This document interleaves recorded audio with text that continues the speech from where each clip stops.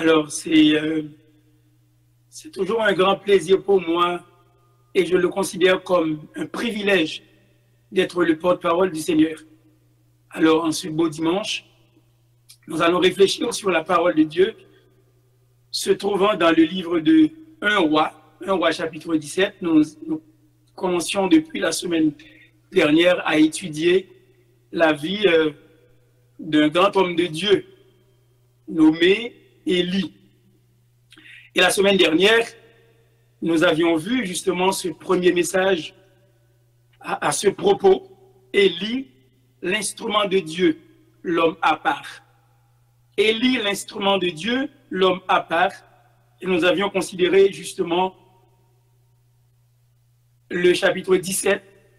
Le seul verset que nous avions considéré, c'était le verset premier, là où il est dit comme suit: Élie, le Tishbite, l'un des habitants de Galaad, dit à Akab: l'Éternel est vivant, le Dieu d'Israël, dont je suis le serviteur, le Dieu d'Israël devant qui je me tiens, littéralement. Il n'y aura ces années-ci ni rosée, ni pluie, sinon à ma parole. Et c'est ce texte, ce seul verset qui nous servait de tremplin pour porter justement la première réflexion dont le titre était Élie, l'instrument de Dieu, l'homme à part. Qu'il me soit permis de faire très brièvement un résumé de ce message pour vous remettre un petit peu dans le bain.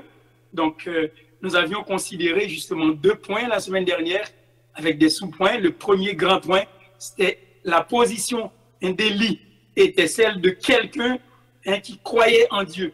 La position d'Élie était celle de quelqu'un qui croyait en Dieu, car la parole de Dieu nous dit: Élie, l'un des habitants de Galaad, le Tishbite, dit à Akab: l'Éternel est vivant, le Dieu d'Israël, dont je suis le serviteur. Élie était quelqu'un qui croyait en Dieu. Il a reconnu justement que l'Éternel est vivant, et c'était comme un serment qu'il a prêté. L'Éternel est vivant, le Dieu d'Israël, devant qui je me tiens. J'avais lu aussi un verset se trouvant dans Jacques chapitre 5, pour illustrer justement la véracité de la parole d'Élie, mais dans les enseignements néo-testamentaires.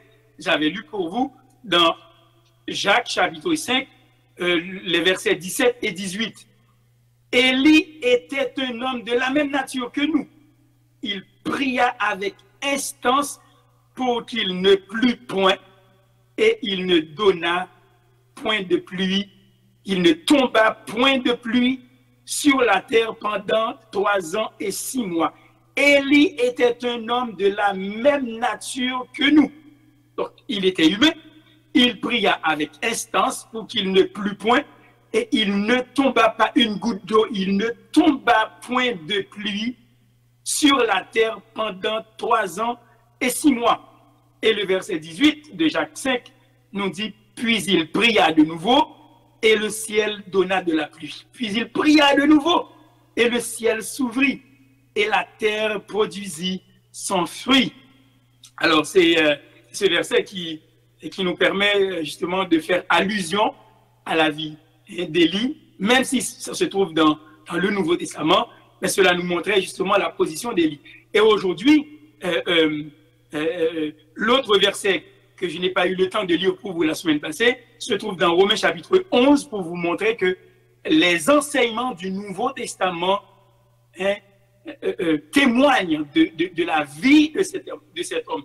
Même l'apôtre Paul dit: je dis donc, dans Romains chapitre 11, il dit: je dis donc, Dieu a-t-il rejeté son peuple?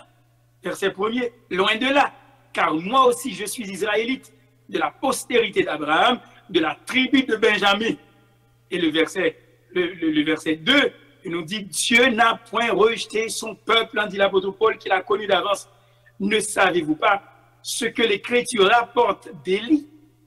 Comment il adresse à Dieu cette plainte contre Israël? Comment il adresse à Dieu cette plainte contre Israël? Seigneur, ils ont tué tes prophètes, ils ont renversé tes autels. Je suis resté moi seul et ils cherchent à m'ôter la vie. Mais quelle réponse Dieu lui fait-il au verset 4? Je me suis réservé 7000 hommes qui n'ont point fléchi le genou devant Baal. Ce sont là justement les deux passages clés du Nouveau Testament qui font allusion ou qui font même une citation directe de la vie de cet homme de Dieu, de ce grand prophète Élie. Donc, le premier point que nous avions vu la semaine dernière, c'était la position d'Élie et celle de quelqu'un qui croyait en Dieu, parce qu'il se tenait lui-même devant Dieu. Élie était un homme dont la position aussi était acceptée de Dieu. C'était le deuxième point. La position d'Élie était acceptée par Dieu. Le Seigneur accepta volontiers son offre parce qu'il avait gagné la victoire en secret devant Dieu et il était publiquement récompensé. Donc, le premier point, c'était la position d'Élie était celle de quelqu'un qui croyait en Dieu. Deuxième sous-point, la position d'Élie était celle de quelqu'un qui était accepté par Dieu, parce que Élie plaidait la cause du peuple devant Dieu en secret, mais il était récompensé publiquement. Troisième point, la position d'Élie était celle de quelqu'un qui était en communion avec Dieu. Donc, toutes les forces morales et spirituelles, bien-aimées, d'Élie étaient littéralement consacrées au Dieu d'Israël. Donc, tout intérêt, justement, d'Élie avait été sacrifié par le feu de la présence de Dieu, par le feu de la présence de l'Éternel. Élie était un homme qui était en communion avec Dieu. Et quatrièmement, la position d'Élie était celle de quelqu'un qui s'attendait à Dieu. Il plaçait toute son espérance en Dieu. Le psaume 123, verset 2, nous dit « Comme les yeux de la servante sont fixés sur sa maîtresse, attendant ses instructions, ainsi Élie se tenait lui-même aussi devant le Dieu d'Israël. » Donc, et c'était justement cette position qu'avait pris Élie. Ses yeux étaient focalisés sur Dieu. Il s'attendait à Dieu. Il espérait. Toute son espérance était fondée sur Dieu. Et le cinquième point que nous avions discuté dans ce premier grand point, eh bien, c'était la position d'Élie était celle de quelqu'un qui avait l'autorité de Dieu. Il avait l'autorité de Dieu. Donc, Élie parlait comme si la puissance de Dieu et les ressources du ciel étaient à sa disposition. Car, dit-il, il n'y aura ces années-ci ni rosée, ni pluie, eh bien, sinon à ma parole. Élie dit pas bon goutte la pluie qui a tombé. Pas bon petit farine là et la pluie qui a tombé année ça pour venir là, sinon si me parler seulement. Oh bien-aimé, les clés du ciel lui avaient été données, les clés du ciel avaient été comme remises à cet homme de Dieu et les trésors de la pluie, les trésors de la rosée ne se répandaient plus tant qu'il ne déciderait pas à ouvrir la porte. Oui, bien aimé, c'est ce que nous avions vu la semaine passée. Aujourd'hui, nous allons continuer cette série, toujours en considérant 1 Roi, chapitre 17. Je vais lire pour vous à partir du verset 1er, mais nous allons considérer le verset 2 jusqu'au verset 6. Donc, Élie, et 1 Roi, chapitre 17, à partir du verset 1er, nous dit « Élie le Tishbite, l'un des habitants de Galaad, dit à Akab, « L'Éternel est vivant, le Dieu d'Israël dont je suis le serviteur. Il n'y aura ces années-ci ni rosée ni pluie, sinon à ma parole. » Et la parole de l'Éternel fut adressée à Élie en ces mots. « Pars d'ici, dirige-toi vers l'Orient et cache-toi près du torrent de Kérit qui est en face du Jourdain. Tu boiras de l'eau du torrent et j'ai ordonné au corbeau de te nourrir là. Il partit et fit selon la parole de l'Éternel, et il alla s'établir près du torrent de Kérit, qui est en face du Jourdain. Les corbeaux lui apportaient du pain et de la viande le matin, et du pain et de la viande le soir, et il buvait de l'eau du torrent. C'est ici que s'arrête la lecture de la parole de Dieu pour notre commune édification pour aujourd'hui. Donc nous allons considérer du verset 2 jusqu'au verset 6. Pars d'ici, dirige-toi vers l'Orient et cache-toi près du torrent de Kérit. Le titre de cette série d'aujourd'hui qui continue, c'est Élie, celui qui était caché. Élie, celui qui était caché. Bien-aimé dans le Seigneur, quand Élie eut délivré le message que Dieu lui avait donné pour le roi d'Israël idolâtre, en l'occurrence Akab, il semble qu'Élie n'ait pas su ensuite où il devait se tourner. Élie ne semblait pas savoir où il devait se rendre. Élie ne semblait pas connaître qui sa poule était fait après elle était fini délivrer un message qu'il avait reçu de Dieu.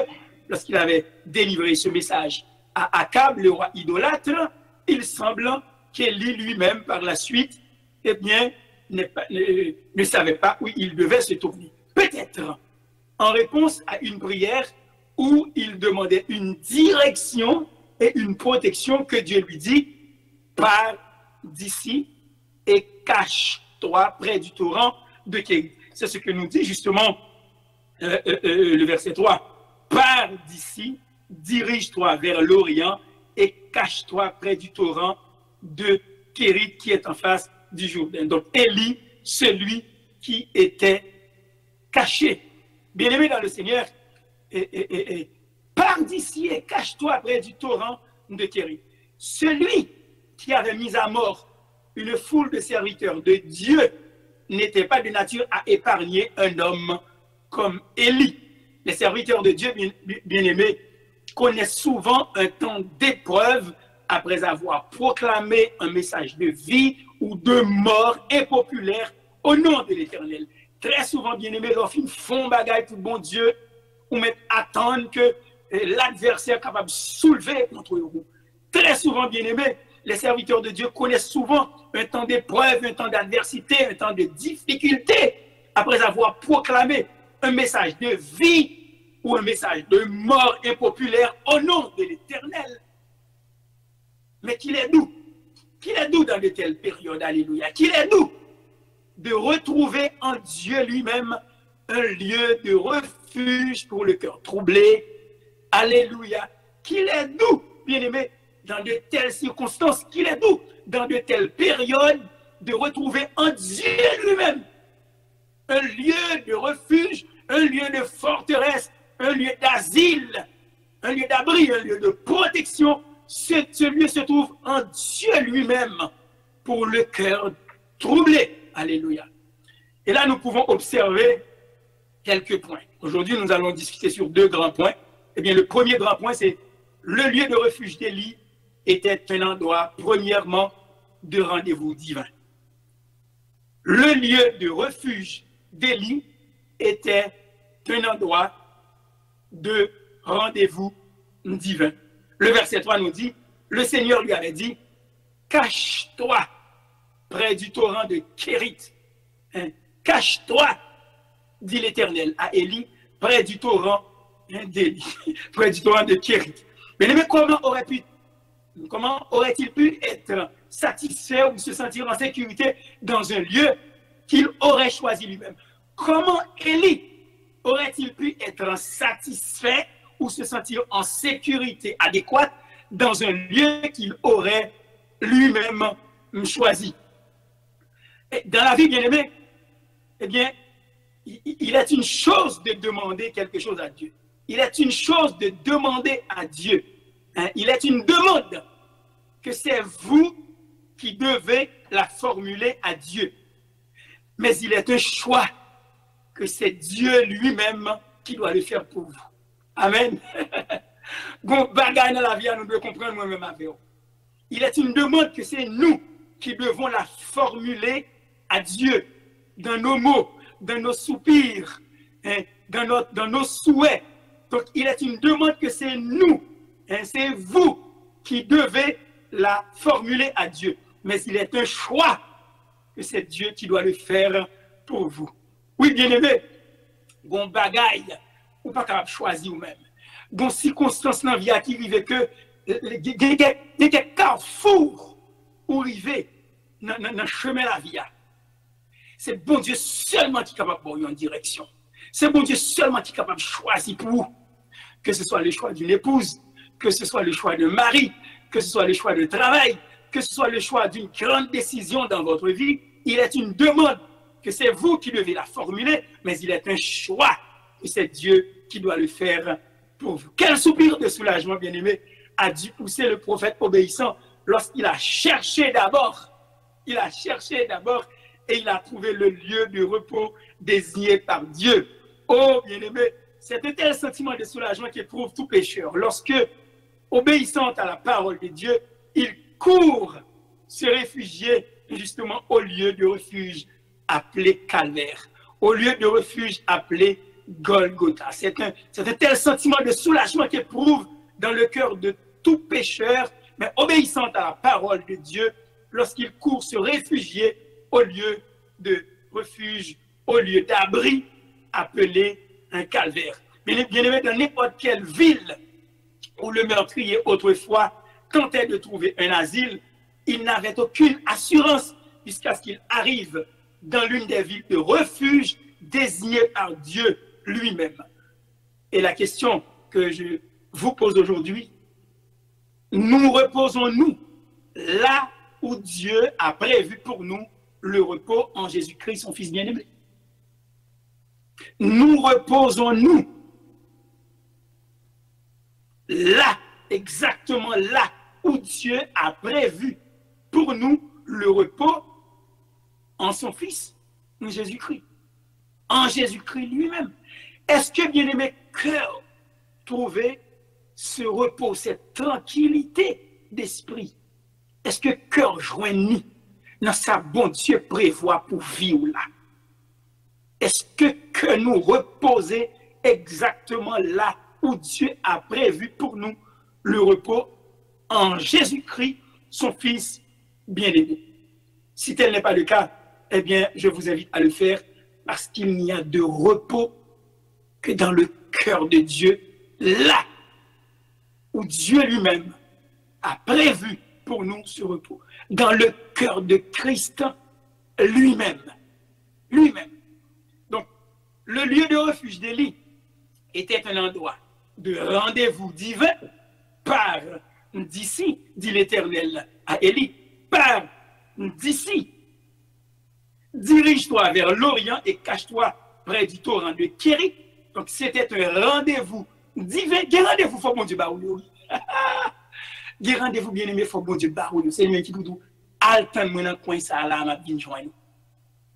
Ou met altan moi là, m'a vinn joindre. Bien-aimé, quelques rendez-vous dans la vie, c'est Dieu lui-même qui doit le fixer pour vous.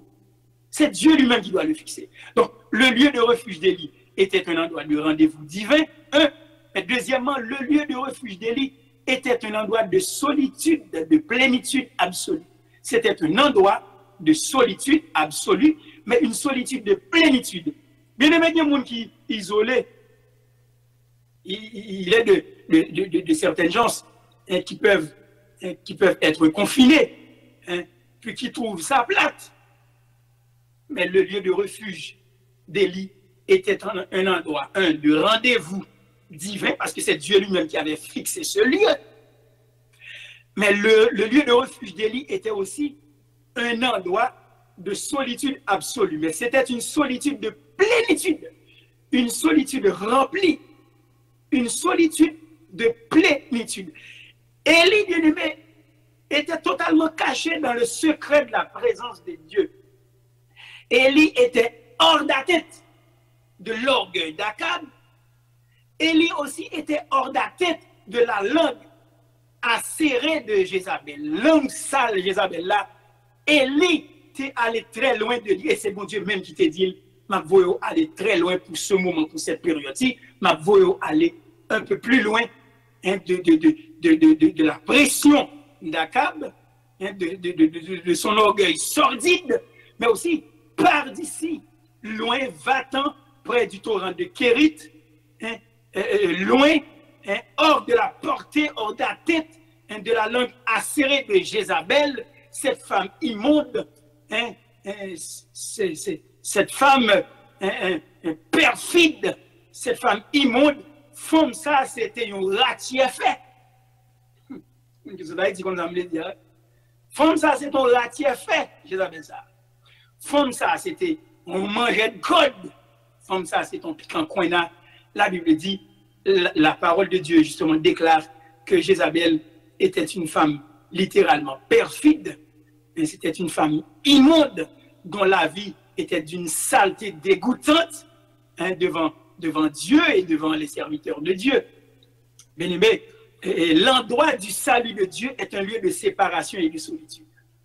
L'endroit du salut de Dieu, l'endroit de la délivrance de Dieu, très souvent, est un lieu de séparation et de solitude.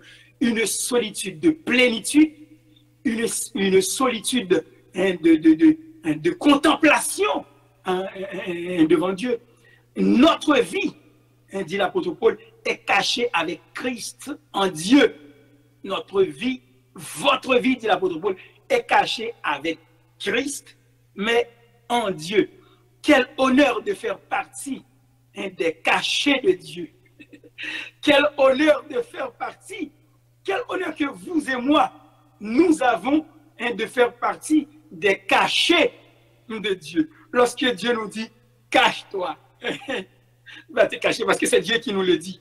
Cache-toi près du torrent de Kérit. Et notre vie est cachée avec Christ en Dieu. Mais quel honneur aussi hein, de faire partie des cachets de Dieu, parce que c'est Dieu lui-même qui commande que nous soyons parfois dans la vie, parfois certaines circonstances de la vie, Dieu lui-même ordonne que nous soyons des cachets pour lui. Car tous ces cachets reposent à l'ombre du Tout-Puissant, alléluia. Car tous ces cachets de Dieu, hein, vous et moi, et lui aussi, d'autres serviteurs de Dieu, tous ces cachets reposent à l'ombre du Tout-Puissant. Hein, ils sont délivrés de la crainte des hommes, ils sont délivrés de l'esclavage, peut-être de la mode, hein, ils sont délivrés des soucis épuisants de la vie mondaine en général. Ils sont cachés pour mieux contempler le Seigneur, ils sont cachés pour mieux focaliser le regard sur le ciel, sur le Seigneur lui-même directement. Vous savez, Psaume 32, verset 7, le psalmiste dit, tu es un asile pour moi. Tu es un asile pour moi. Qui t'aime au complet. Hein? Psaume 32, verset 7, hein, qui forme le verset ça au complet pour parce qu'il y a un bagage c'est le au complet. Psaume 32, verset 7. Tu es un asile pour moi. Tu me garantis de la détresse. Tu m'entoures de chants de délivrance. Alléluia. Tu m'entoures de chants de délivrance. Tu es un asile. Tu me garantis de la détresse. C'est Dieu seul, mes bien-aimés, dit le psalmiste, qui peut nous garantir de la détresse, qui peut nous garantir de l'adversité. Il est un asile pour nous. Il est un abri pour nous parce qu'il nous entoure de chants de délivrance. Il nous entoure en haut, il nous entoure en bas, il nous entoure à gauche, il nous entoure à droite. Le psalmiste dit, tu es un asile pour moi. En d'autres mots, tu es un refuge, tu es une forteresse pour moi, dit le psalmiste bien-aimé. Le lieu de refuge d'Élie était un endroit, un, de rendez-vous divin, parce que c'est Dieu lui-même qui a fixé ce rendez-vous. Deux, c'était un lieu, le lieu de refuge d'Élie était aussi un lieu de solitude, de plénitude, hein, de solitude, de plénitude absolue. Et troisièmement, le lieu de refuge d'Élie était un endroit de promesses réconfortantes. Verset 4. C'était un endroit de promesses réconfortantes parce que le verset 4 nous dit, tu boiras de l'eau du torrent et j'ai ordonné aux corbeaux de te nourrir là. Amen. Tu boiras de l'eau du torrent et j'ai ordonné aux corbeaux de te nourrir là, côté bon Dieu, là, c'est là la cour, c'est là la forêt de l'eau. Il me conduit dans le vert pâturage, il me dirige près des eaux paisibles. Il restaure mon âme, nous dit le psalmiste. C'était une promesse réconfortante au verset 4, de dire à Élie, l'Éternel dit à Élie, tu boiras de l'eau du torrent et j'ai ordonné au corbeau de te nourrir là. Bien-aimé, Dieu ne nous envoie jamais au combat à nos propres frais. Dieu ne nous envoie jamais au combat. Dieu ne nous envoie jamais sur le champ de bataille à nos propres frais. C'est toujours lui qui paye la traite en bon québécois. C'est toujours Dieu, bien-aimé, qui paye la traite. Celui qui envoie, c'est lui aussi qui va pouvoir.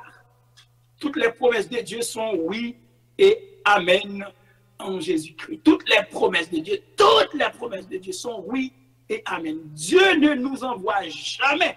Dieu n'envoie jamais ses soldats sur le champ de bataille à leurs propres frais. C'est toujours Dieu lui-même qui paie la tête. Ce n'est pas le soldat lui-même qui paie ses frais. Ce n'est pas le soldat lui-même qui paie la traite. C'est bon Dieu lui-même qui a dépensé. Et lui-même qui a dépensé. S'il doit aller côté pour lui, c'est lui-même qui a dépensé pour lui. C'est lui-même qui a équipé tout pour aller, pour faire travailler ça pour lui. Cette promesse ne pouvait être dissociée de celui sanctifié, en l'occurrence Kérit, parce que toutes les promesses de Dieu sont oui et amen en Jésus-Christ. Bien-aimé, savoir que Dieu avait ordonné, savoir que Dieu avait donné un ordre était suffisant pour balayer toute crainte quant à la satisfaction de ses besoins. Mais savoir que Dieu avait donné un ordre à un corbeau était d'un autre niveau. Qu'on est que bon Dieu passe l'ordre à un homme pour le réaliser un bagage, pour l'autre homme, pour l'autre monde, c'est une chose. Mais savoir que Dieu avait donné un ordre à un corbeau, à un oiseau, pour accomplir une mission, c'était de notre niveau. Ou m'a dit jodi à avec bagay bon Dieu, ça n'a servi à son autre niveau. Amen. Bagay bon Dieu, ça, son bagay nous pas fin qu'à comprendre. Son bagay nous pas fin qu'à comprendre net bien aimé. Son l'autre niveau lié. Dieu fait ce qu'il veut, ce que nous dit le psaume 135. Il fait ce qu'il veut dans les cieux, sur la terre, sur toute la nature. Il est lui-même l'Éternel des armées. Il peut utiliser la nature, il peut utiliser tout l'univers à son plein gré, à sa bonne disposition. Savoir que Dieu avait donné l'ordre à un homme était suffisant pour balayer toute crainte quant à nos satisfactions, mais savoir que Dieu avait donné un ordre à un corbeau était de notre niveau. Romains chapitre 8, verset 28, on dit bien aimé, c'est ce verset déclare, toutes choses concourent au bien de ceux qui aiment Dieu, de ceux qui sont appelés selon son dessein. Nous sommes sauvés par sa grâce et nous avons de l'assurance par sa parole. Nous sommes sauvés par la grâce de Dieu, alléluia. Mais nous avons de l'assurance dans la vie de chaque jour par la parole de Dieu. Par la parole de Dieu, parce que tout ce que Dieu dit dans sa parole, que ce soit un rhéma, que ce soit une parole prononcée, que ce soit une parole de réconfort, tout ce que Dieu dit dans sa parole, c'est oui et amen. Le lieu de refuge d'Élie était un endroit de rendez-vous divin. Le lieu de refuge d'Élie était un endroit de solitude absolue, c'était une solitude de plénitude. Le lieu de refuge d'Élie, c'était un lieu, un endroit de promesses réconfortantes, 3. Et quatrièmement, le lieu de refuge d'Élie était un endroit de merveilleuses expériences. Verset 6. Verset 6. Les corbeaux lui apportaient du pain et de la viande le matin et du pain et de la viande le soir. Non, là. Le lieu de refuge d'Élie était un endroit de merveilleuses expériences. C'est une expérience extraordinaire. Je me rappelle quand j'étais employé dans le domaine séculier, Le grand slogan, c'était pour le client, une expérience extraordinaire. Une expérience extraordinaire. Mais c'est le client lui-même qui doit faire cette expérience-là, hein, en complicité avec l'employé. Lorsque le client vient chercher son produit, eh bien l'employé se devait de faire bon accueil eh bien, au client. Les corbeaux lui apportaient du pain et de la viande le matin et du pain et de la viande le soir. Une merveilleuse expérience. Une expérience extraordinaire. Une expérience qui n'est pas pour le commun des mortels. Mais même le prophète Élie n'aurait pu avoir la manifestation de la tendre bonté de Dieu nulle part ailleurs. Parce qu'il était dans le plan de Dieu. Donc Dieu lui-même le comblait de bénédictions. Élie était dans le plan de Dieu. Dieu voulait qu'il fasse une merveilleuse expérience, une expérience extraordinaire. Donc parce qu'il était dans le plan de Dieu, Dieu le comblait de bénédictions. Qu'il me soit permis de vous dire à vous aujourd'hui, dans le confort de votre foyer, tu es dans le plan de Dieu, mon frère. Tu es dans le plan de Dieu, ma soeur. Tu es dans l'agenda de Dieu, ma soeur. Même s'il t'envoie caché dans les recoins d'un torrent de kérite de cette vie, mais tu es dans le plan de Dieu. Tu es dans l'agenda de Dieu, ma soeur. Même lorsqu'il t'envoie caché dans les recoins de monde reculé, de torrent ou de quelque autre grotte de la vie, tout seul, mais il sait que tu es là. Il sait, Dieu sait pertinemment que tu es là. Il en est ainsi de la croix de Christ, bien-aimé. Vous et moi, nous devons trouver justement, nous devons faire cette expérience extraordinaire au pied de la croix, au calvaire. Il en est ainsi de la croix de Christ. À la croix de Christ, il est pour nous, bien-aimés. Il est pour nous. Toute une expérience extraordinaire. Tout seul dans ta grotte actuellement, vous savez, vous pouvez être dans un appartement avec votre mari, avec votre femme, avec vos enfants, et tu te trouves présentement dans une grotte ou à côté d'un torrent ou dans un recoin quelconque de la vie, parce que tu es seul. Mais tout seul, même entouré, Dieu sait que tu es là.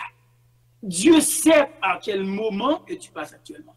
Il sait que tu es là. Et il en est ainsi de la croix pour nous. Nous avons un endroit, bien-aimé, à nous ressaisir, vous et moi. Dieu sait que nous sommes au pied de la croix. Dieu sait que nous sommes au pied du calvaire. L'expérience qu'Élie a faite, c'était un homme qui était caché. Le lieu de refuge d'Élie était un endroit de rendez-vous divin. Le lieu de refuge d'Élie était un endroit de solitude, de plénitude absolue. Le lieu de refuge d'Élie était un endroit de promesses réconfortantes. Le lieu de refuge d'Élie était un endroit d'une merveilleuse expérience. Mais le deuxième grand point que nous allons voir, c'est un approvisionnement béni. Cet approvisionnement, dans le cas d'Élie, était abondant. Il n'avait pas seulement le pain et l'eau. Élie, ce n'est pas dire seulement un morceau de pain avec de l'eau pour le boire. Ce qui aurait été amplement suffisant. Mais Élie n'avait pas seulement le pain et l'eau, mais aussi de la viande. Bien-aimé, la vie par la foi sera toujours rassasiée de l'abondance insondable de Dieu. Dieu va pourvoir à nos besoins, au-delà de nos attentes même. Il n'y a pas de même espérer. Moi, quand je parle là, je suis qui pas espérer. Parce que ce que Dieu fait de ma vie, Juste lui pouvait le faire. Juste lui pouvait me mettre sur les rails, bien-aimés. L'approvisionnement d'Élie était un approvisionnement abondant et même très abondant parce qu'il n'avait pas seulement le pain et l'eau, mais aussi de la viande. Donc la vie, bien-aimé, par la foi sera toujours rassasiée. La vie par la foi sera toujours satisfaite de l'abondance insondable de Dieu. Allez, les jeunes lions, dans la pleine vigueur de leur force, les jeunes lions, dans la pleine vigueur de leur propre force, souffriront de quelque besoin que ce soit. Et ceux qui ont la foi en l'Éternel ne manqueront de rien. C'est ce que nous dit en d'autres mots le psaume 34, verset 11. Les lions éprouvent la disette et la faim, mais ceux qui cherchent l'Éternel ne sont privés d'aucun bien. Alléluia. Donc à la croix, le lieu saint désigné par Dieu, il y a suffisamment pour tous les besoins. Amen. À la croix de Christ, le lieu saint désigné par Dieu lui-même selon sa parole, eh bien, il y a suffisamment pour tous les besoins. Alléluia. Cet approvisionnement, dans le cas d'Élie, était un approvisionnement très abondant, parce que non seulement Élie a eu le pain, mais il a eu de l'eau avec ça, mais il a eu aussi de la viande. Hein? Mais cet approvisionnement, dans le cas d'Élie, non seulement était un approvisionnement très abondant, mais aussi c'était un approvisionnement régulier, deuxièmement. Un approvisionnement régulier. Qu'est-ce que nous voulons dire par là? La Bible dit matin et soir, aussi longtemps que ce fut nécessaire. Matin et soir, très méthodiquement, très systématiquement, matin et soir, sur une base régulière, sans faute, matin et soir, alléluia. Ou mettez koto chita là, matin et soir. Bon Dieu a fait grâce là quand même. Matin et soir. Aussi longtemps que ce fut nécessaire. Dans le cas d'Élie, eh bien c'était matin et soir. Bien aimé, laissez-moi vous dire que même lors de la création, il y a eu un soir, mais il y a eu aussi un matin. Dieu prend soin de tout cela, de tout ce beau monde. Mais dans notre vie aussi, il y a un matin que Dieu connaît. Dans notre vie, dans votre vie, il y a aussi un soir que Dieu seul connaît. Matin et soir, il va pourvoir à ce besoin-là pour votre vie, pour votre bien-être, pour votre santé affective, pour votre santé spirituelle, pour votre santé financière, matin et soir, aussi longtemps que ça va être nécessaire. Oh, alléluia, quelle promesse de Dieu. Quel réconfort. Matin et soir, aussi longtemps que ça va être nécessaire, Dieu se charge lui-même de prendre soin de ses enfants. Matin et soir, aussi longtemps que ce fut nécessaire dans le cas d'Élie. Celui qui a commencé une bonne œuvre est capable de la poursuivre. Alléluia. Celui qui a commencé en nous cette bonne œuvre, dit l'apôtre Paul dans Philippiens. Hein? Il a commencé une bonne œuvre, mais il est capable aussi de la poursuivre, cette œuvre-là. Celui qui vous a fourni une première bouchée de grâce, il est capable de poursuivre son œuvre pour vous pendant tout le voyage de votre vie. Alléluia. Moun qui commençait avant là, les bons indices, les bons avant-goût, il nous donne une première bouffée de grâce, matin et soir, et il va le faire jusqu'à ce que nous voyions la face du Seigneur. Alléluia. Celui qui nous a fourni une première bouchée de grâce se chargera lui-même de poursuivre son œuvre pour nous pendant tout le voyage de notre vie dans cette vallée de larmes qui est la vie sur la terre. Matin et soir, Dieu lui-même, il a fait provision d'une première bouchée de grâce pour votre famille. Il a fait provision pour une première bouchée de grâce dans votre vie personnelle et votre conscience peut le témoigner. Il est capable de poursuivre son œuvre de grâce pendant tout le voyage que nous aurons à faire pendant cette vie sur terre. Exode chapitre 16, verset 35. Bien aimé, la parole de Dieu nous dit, les enfants d'Israël mangèrent la manne pendant 40 ans. Oh! Les enfants d'Israël, Exode chapitre 16, verset 35. Vous pouvez lire ce verset ou de le prendre en note. Les enfants, Exode 16, 35, les enfants d'Israël mangèrent la manne pendant 40 ans. Pas 40 jours. C'est pas 40 semaines non plus. C'est pas 40 mois. Même 40 mois serait quand même très long. Mais les enfants d'Israël mangèrent la manne pendant 40 longues années jusqu'à leur arrivée dans un pays habité. Ils mangèrent la manne jusqu'à leur arrivée aux frontières du pays de Canaan. Oh, bien-aimé. Oh oui, Dieu est capable de le faire. S'il a nourri le peuple d'Israël pendant 40 ans dans le désert, chaque jour, nous pouvons compter bien sur la fidélité de Dieu chaque jour, pendant 40 ans. Excellent. Excellent, bien-aimé. Ah, le 12 mai dernier, je viens d'avoir 41 ans au Canada. Ah, j'étais rentré à Montréal à 16 ans et demi. À 16 ans et demi. Hey, 40 ans, c'est quand même long. Les enfants d'Israël mangèrent la manne pendant 40 ans. Jusqu'à leur arrivée dans un pays habité, ils mangèrent la manne jusqu'à leur arrivée aux frontières du pays de Canaan. Dans le lieu secret de la présence de Dieu, vous pouvez avoir jour après jour votre pain quotidien. Amen. Dans le lieu secret de la présence de Dieu, nous pouvons avoir jour après jour, de façon régulière, notre pain quotidien. Et c'est ce qui me permet de vous dire, c'est ce que Dieu me donne pour vous annoncer aujourd'hui. S'il y a une parole, s'il y a une parole que vous devez vous rappeler aujourd'hui, dites-vous bien, là où vous êtes dans le confort de votre foyer, votre corbeau à vous aussi sera toujours là. Ton corbeau, ma soeur, ton corbeau, mon frère, à toi sera toujours là parce que Dieu va faire toujours provision.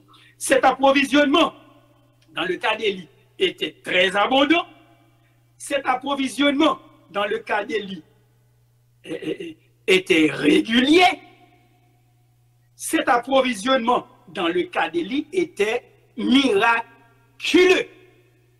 Bien aimé, chaque morceau de la nourriture d'Élie, tant qu'il resta là, côté bon Dieu était voué là, chaque morceau de la nourriture d'Élie, tant qu'il était exactement au lieu désigné par Dieu pour lui, chaque morceau de sa nourriture venait à lui d'une manière miraculeuse.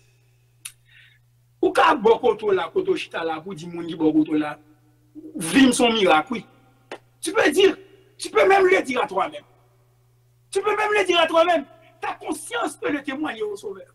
Que ta vie même est un miracle devant Dieu. Ta vie même est un miracle devant le monde qui t'entoure.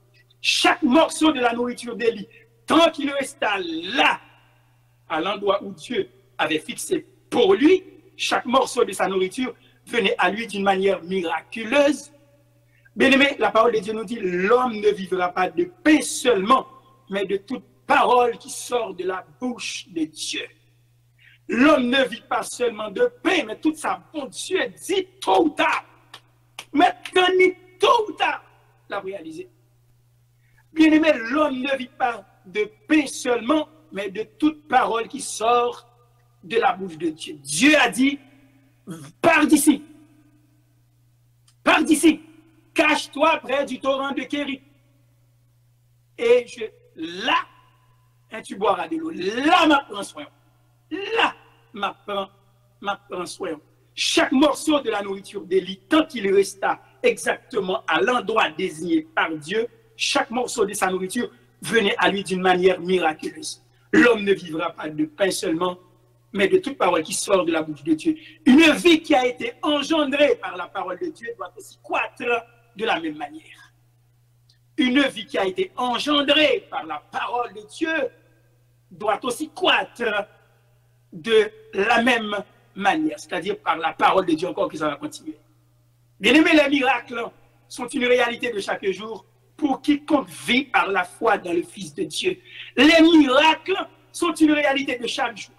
Un prédicateur X, Y, Z n'a pas besoin de te conviés à un rendez-vous dans un auditorium avec un mouchoir, avec une bouteille d'eau, avec un ceci, un cela. Les miracles sont une réalité de chaque jour pour quiconque vit dans la foi au nom du Fils de Dieu. Alléluia.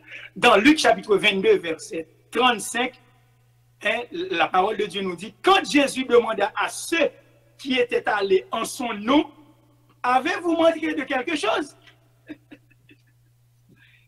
La parole de Dieu dit, ils répondirent, de rien. Regardez vous voir dans Luc chapitre 22, verset 35. La parole de Dieu dit, quand Jésus demanda à ceux qui étaient allés en son nom, avez-vous manqué de quelque chose? De dire Jésus à ces gens-là. Ils répondirent, oh, de rien. Nous ne demandons rien. Donc, bien aimé dans le Seigneur, en Jésus, c'est 4 caoutchoucs neufs de rechange. 4 caoutchoucs neufs de rechange. Ou pas qu'à prendre panne avec Jésus. Amen. Moi-même avant, nous ne sommes pas capables de prendre panne indéfiniment sur route la vie. Nous devons comprendre ça. Comme nous devons comprendre ça, vous devez comprendre ça. Bien aimé, en Jésus, ta voiture roule 4 pneus solides, 4 caoutchoucs, 9, mais il y a 2 de rechange pour si tu as une petite crevaison sur route là. En Jésus, c'est 4 caoutchoucs 9, 2 de rechange sur la route de la vie. Avez-vous manqué de quelque chose? De dire Jésus à ses disciples. Ils répondirent, oh, de rien, de rien. Bien-aimés, au sein même des flots agités de la vie, nous ne manquons de rien en Jésus. Au sein même des mers agitées de la vie, au sein même des adversités de la vie, en dépit de la COVID-19, COVID-135, COVID-20, COVID-321, en dépit, no matter what, pendant que vous roulez, vous et moi, pendant que nous roulons sur le chemin de la vie, pendant que nous roulons sur l'autoroute de la vie, 4 caoutchoucs neufs, 2 de rechange en Jésus. Ça me plaît d'aujourd'hui à là. Bien aimé, les corbeaux de Dieu sont partout.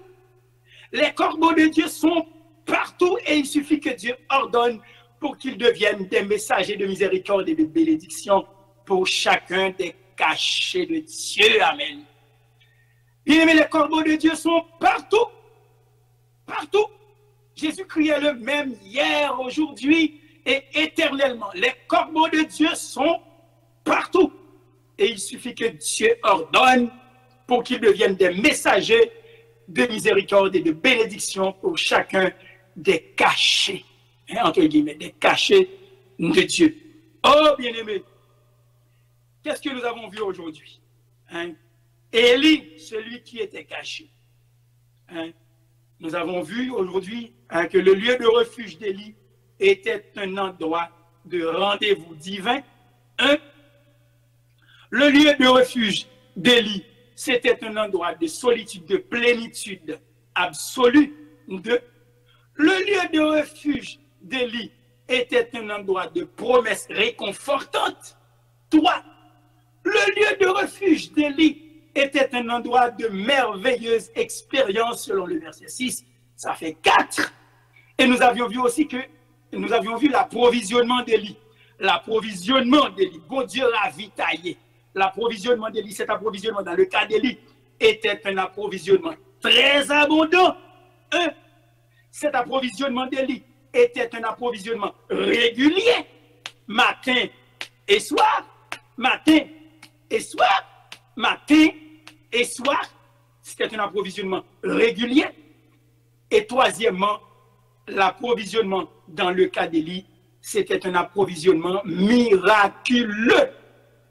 Et j'avais fini pour vous dire que les corbeaux de Dieu sont partout, même à Rivière-des-Prairies, même à Montréal-Nord, même à Lachenay, même à Terrebonne, à Montréal-Est, à Laval. Les corbeaux de Dieu sont partout. Au Canada, les corbeaux de Dieu sont partout. Les corbeaux de Dieu volent partout.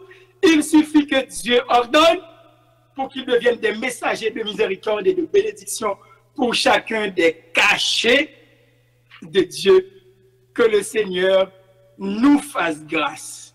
Que le Seigneur nous envoie ce corbeau aujourd'hui. En ce midi, que le Seigneur nous envoie, que le Seigneur envoie à toi, ma soeur, à toi, mon frère, dans ton foyer, dans ton travail actuellement. Ou après, en gros, dans ton travail actuellement, que le Seigneur t'envoie ce corbeau. Les corbeaux de Dieu sont partout et il suffit que Dieu ordonne pour qu'ils deviennent des messagers de miséricorde et de bénédiction pour chacun des cachets de Dieu.